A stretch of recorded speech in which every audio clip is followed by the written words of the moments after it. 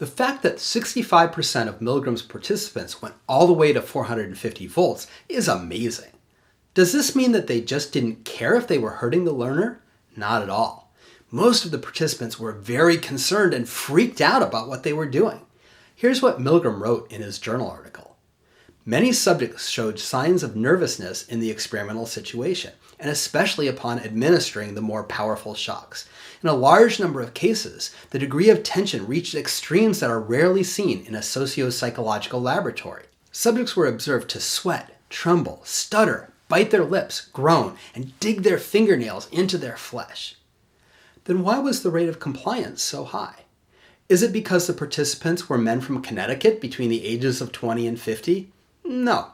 Similar results have been obtained with women, college students, people in various places across the US and around the world. Most studies find rates of compliance between 50 and 70%. Is it because the experiments were done in the 1960s when society was more authoritarian? Probably not.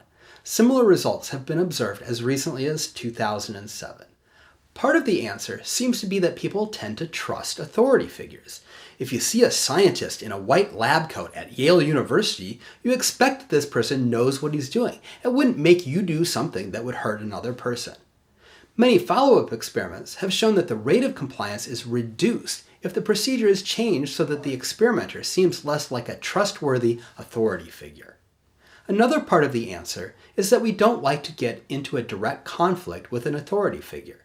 Milgram did a version of the experiment where the experimenter was in another room and delivered the instructions by telephone, and now only 25% of the participants went all the way to 450 volts. And several of the participants actually cheated. They pretended to deliver increasing shocks, but they actually delivered low-level shocks. So it appears that many people don't really want to obey the authority figure, but they also want to avoid a direct confrontation. Do these experiments really explain the behavior of Nazis who played a role in the death of millions of Jews during World War II? And do they explain the behavior of the US soldiers who engaged in the My Lai massacre during the Vietnam War? Maybe or maybe not. On one hand, the participants in Milgram's experiments were told that the learner wasn't really being harmed, and they had every reason to believe that this was true. In contrast, the Nazi war criminals and the soldiers involved in the My Lai massacre could see that they were killing people. So in this sense, the obedience shown by participants in the Milgram experiments wasn't as extreme as the obedience shown by the soldiers.